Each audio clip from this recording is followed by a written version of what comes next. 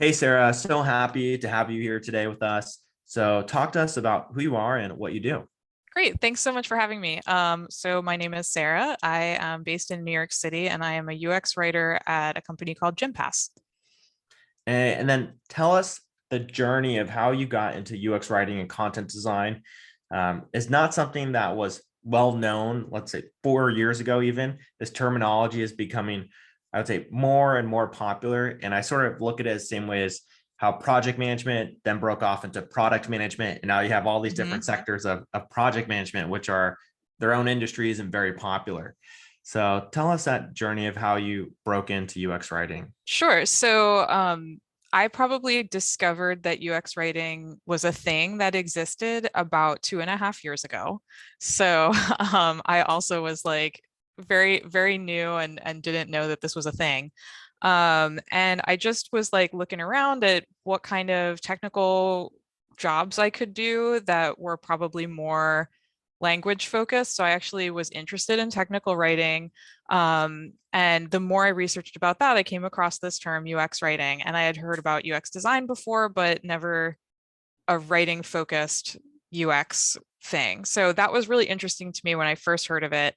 And then I just started reading everything I could find, like what is UX writing and like this is really a career someone could have to write like micro copy and like that was really fascinating to me. I've always been really interested in language and how uh, just like how many different things you can do with language um, and I'm also really interested in like having a positive impact on the world in some way. So that's kind of what drew me into user experience because UX is all about helping people accomplish tasks and creating these delightful experiences and like if I can now use language to make somebody's day a little bit easier, like that's awesome to me. So I did a whole bunch of reading independently. While I was doing that, I was applying for jobs and getting ghosted by hundreds of employers. And eventually I started doing some very light freelance work through Fiverr. And I don't think it really helped me in terms of like my actual skill level. I wasn't really getting paid from it, but it did allow me to put on my resume and like my LinkedIn profile freelance UX writer. And I think just having that there for like a year after at around the year point, that's when recruiters started contacting me and saying like, "Hey, you seem like maybe you've been doing this for a year and maybe you'd like to have a job." So that was kind of stage one. At the same time, I was getting really tired of doing these like very fast turnaround, not a lot of context freelance projects. Like the companies would be like, we'll pay you $5 to write one line of microcopy, but not tell you anything about our users or like any of our business goals or any of that. So it was a lot of like just kind of writing in a void and I didn't really enjoy it. So I started thinking like, okay, like this is not working out for me. I need to invest in like an actual course and get feedback from actual people who are in the industry because my other issue was like I felt like I was doing it. I was like, I think I know what this is. I think I'm good at this, but I have nothing to compare it to. So maybe I'm crazy and like real UX writers are going to look at my work and just think, look at this idiot. Um, so I ended up doing a like kind of an online boot camp situation where it took about 4 months, and I did a project from like absolute beginning ideation to a design phase where I came up with like a imaginary e-commerce website. I did a whole bunch of market research. I did user research. Um, I made like a style guide for it, and then eventually like got to the point where I was designing a homepage and a product page, and then like the entire checkout flow. And then at the end of it, I had like an actual case study, which was awesome. And I also got to do some work at a real company for about a month as part of this course. And that was also super helpful because I was involved with an actual professional UX writer. And then also getting feedback from like my course mentor and the course's founder was super, super valuable. And by the end of it, I had 2 case studies of like real work that I had done that had been reviewed by industry people, so that like they gave me a lot of really good advice on what to cut and what to add in. And I think that was probably the most valuable thing that has happened for me in my entire career. Um, and after that, like a couple of weeks later, I started hearing back from people I had applied to and got hired pretty quickly, like maybe within like 4 weeks or so.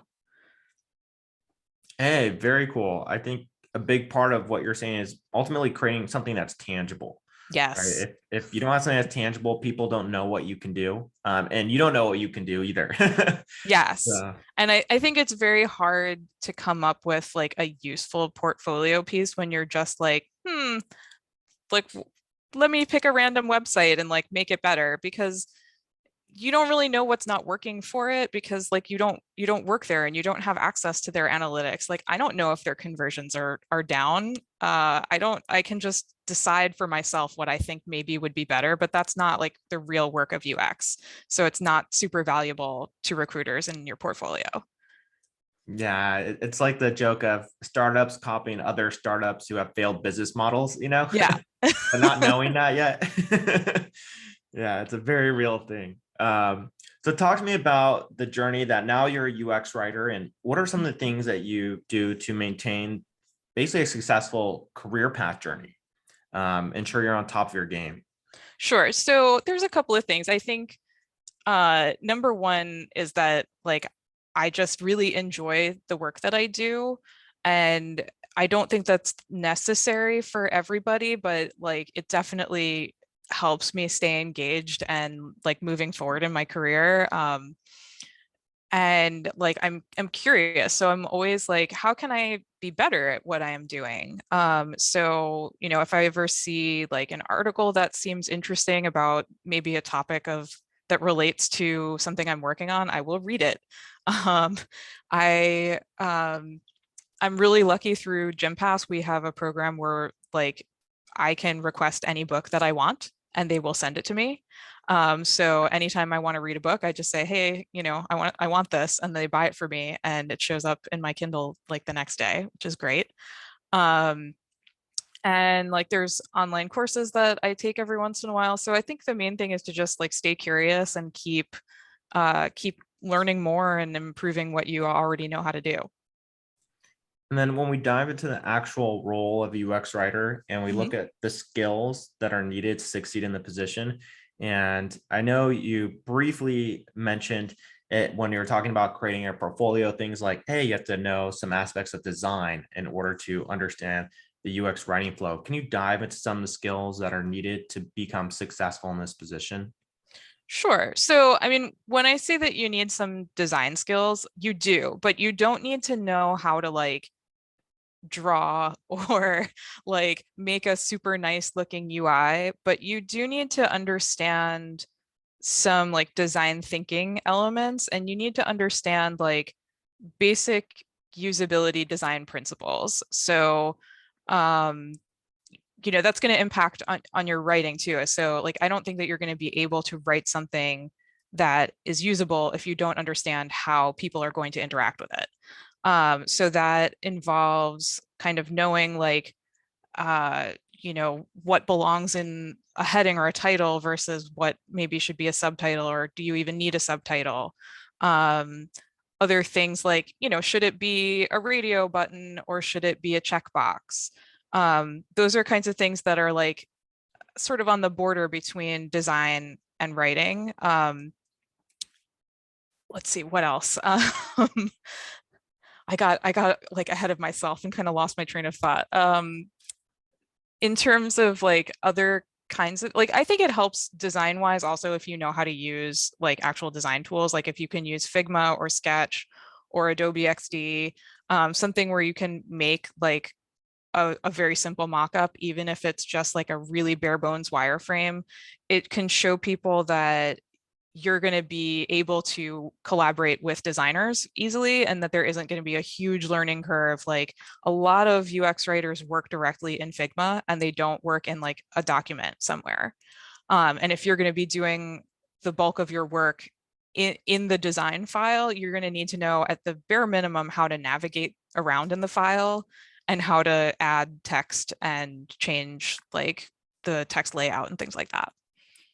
Yeah, that's very true. I think just being able to work where I think your coworkers and team members are working is super important. I even stress like sometimes it's helpful to just use the same project management systems as engineers, just to Yep. understand, what they're doing as well. So that way you get like this full ecosystem picture of you got the design world and you got the engineering world and you feel a part of both. Yeah. And I don't think you need to become like a master at it. But just being able to join a company and say like, where are you working and what is your workflow, and then be able to jump right in is really valuable. 100%. Yeah, I think just having enough context to where you're not like running around with your head off. Yeah, like how do I find the file? Like should not really like that's going to be like a really big challenge if you're not at that level yet. So true. And then when we look at the future of UX writing, there's a lot of things that come to my mind, which is one is that it's almost going into this terminology of content design, which I think it's because it encompasses a little bit of a larger role in what actual UX writers already do. But Mhm. content design says, hey, you don't just do writing, you also work in tools like Figma. Where do you see the future of UX writing going? So, I mean, that's a really interesting and loaded topic too, the like job title topic. There actually was just a really, really long, a great article that came out from the UX Writing Hub that's like all about like, so what do we call it? Like, is it UX writing? Is it content design? Is it something else? I think that where they were leaning was like product writing, which I think is a really interesting direction. Um, Honestly, to me, like I don't really differentiate between any of those things. Like I think all of those things encompass all of what we've just been talking about, that it's writing that's user focused, and informed by data. But like with content design, I think a lot of people are like really trying to kind of hammer in that like UX rating is part of UX design, and so it's got to be working hand in hand with a designer. Like it there you can't really have one without the other. And I think because UX writing is still a very new discipline and a lot of people don't really know about it yet, trying to increase that visibility of the value of UX writing beyond just just the writing aspect of it leads people into let's talk about content design now.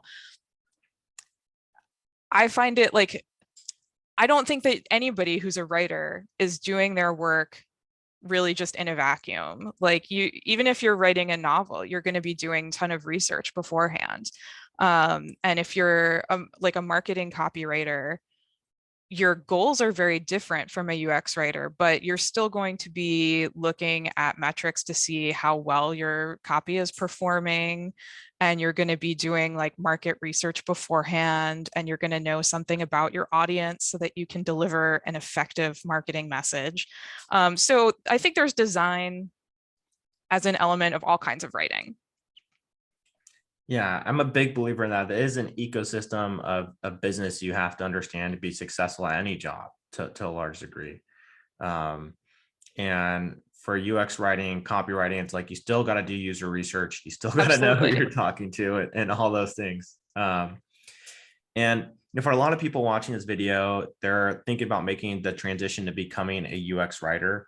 And it may be coming from a technical writing background, a copywriting background, even just someone who's been writing blog posts for the last, several years. And what would you say is a good way to ensure that they pick a first job in UX writing that they'll enjoy? Huh. Well, I think that probably the biggest thing for me is like sort of sussing out like what the company culture is, because To be 100% honest, like UX writing is the first career where I've actually enjoyed what I've been doing versus like I've had jobs that I liked, but I never really liked the job. What I liked was the office environment or my coworkers or like my boss was really good, something like that. But this is the first time that I've been like, I straight up love UX writing and I like doing it. It would be a lot harder to find a place where I wasn't going to be happy. Um, but I think that like company culture is like so important and like you're going to be spending so much of your time at any job that like when you go in your interview, like one of the best pieces of advice I've ever gotten is to treat the interview less like they're interviewing you and more like you're interviewing the job. So, you know, rather than going into it being like, I have to convince these people that I'm going to be good at this, assume that they already think you'll be good at it because otherwise, why did they call you in for the interview? So they only want to talk to you because they think you might be a good fit. So rather than spending your time trying to convince them, ask a ton of questions, ask uncomfortable questions like, you know, why do you not want to work here? Or like, what is like the one thing you would change if you could change something about working here? And you can kind of get a feeling for if other people at the company are happy, if, you know, if they have a good working environment, you can ask a lot about like work-life balance and that kind of thing, and really get a feel for what it is like at that company. In terms of like how you would figure out like if you would like to do the job of UX writing, I think if you're already a technical writer, you probably have a pretty good idea of a lot of things that are involved. So if you like talking to people to kind of get the context of what you're writing about and making sure that your writing is effective, then this will probably be a fairly seamless transition. Instead of talking to like engineers to find out if you're doing it right, you're going to be talking to the actually like end user. So your audience is different, but it's a lot of the same skill set. And if you're coming at it from more of a like a copywriting background, I would just want to make sure that you understand, depending on where you end up, because some places you'll still be writing blog posts, you'll still be writing emails, and you might be like moonlighting on the marketing team too. But to understand that you might be also really obsessing about like one term for like, I don't know, a week. And if that kind of idea makes you crazy, maybe this isn't for you. Yeah, very true. And when people, let's say they're listening to this conversation and they're excited and they go and take the next step and they learn a lot about UX writing, and then they go land their first job and they come across a number of challenges, right? And there's a number of challenges that come up with any writing job, which is one is like sometimes you have executives who change copy at the final moment. You have all Mm-hmm. these different things. Talk to us about some of the different challenges that people can expect, but not always there, right? And how to go about them. Sure. So for UX writing, I would say some of the biggest challenges are having people from other teams recognize the value of what you are doing and not just like understanding what you do, because a lot of times what'll happen is like somebody designed a thing, they're like, here's the app, we're ready to launch in a couple of weeks, can you just write the copy? And it's like, no, I can't just, I need probably now several months to do a whole bunch of testing and research and not to mention the actual writing. um, so that kind of thing where you're sort of like brought in towards the end of the process to just like fix it, and at that point you can do your best, but there's going to be things where it's like there's no amount of good writing I can do to fix something that's like a little bit of an awkward experience by design. So I would say that the the number one thing is to just make sure you are involved as early on in the process as you possibly can be to avoid any of that kind of stuff and having to rework like major projects at the very end.